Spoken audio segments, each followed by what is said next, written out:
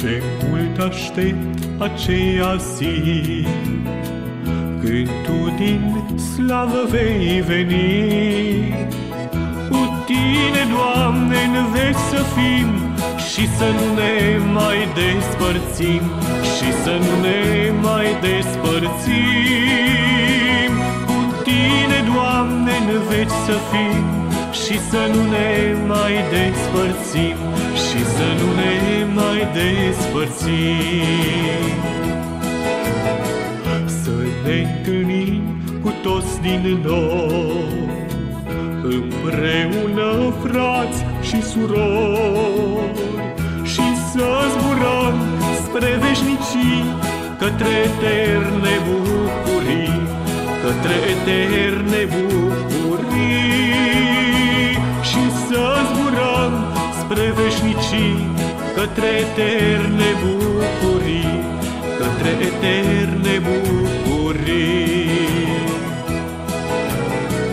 O, Doamne, adu aceea zor, acele veșnice splendori, aceea zi noi o dorim și de departe o privim, și de departe o privim.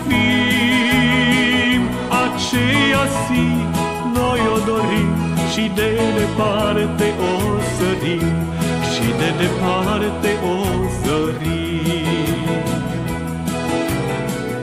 Ajută-ne în încercări, stai lângă noi în întristări, să ne păstrăm, Doamne, curați, până la cer vom fi luați, până la cer vom fi luați. Să ne păstrăm, Doamne, curați, până la cer vom fi chemați, până la cer vom fi chemați.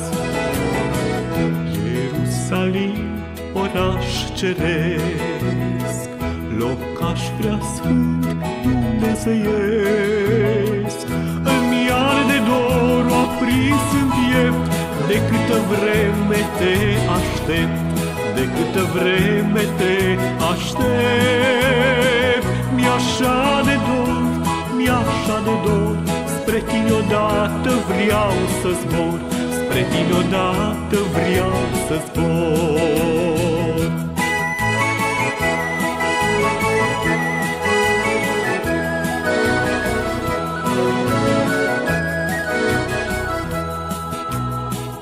Aș vrea să zbor spre acele zări, să uit de lacrimi și dureri, în strălucire de răspuns, unde împărat va fi Iisus, unde împărat va fi Iisus.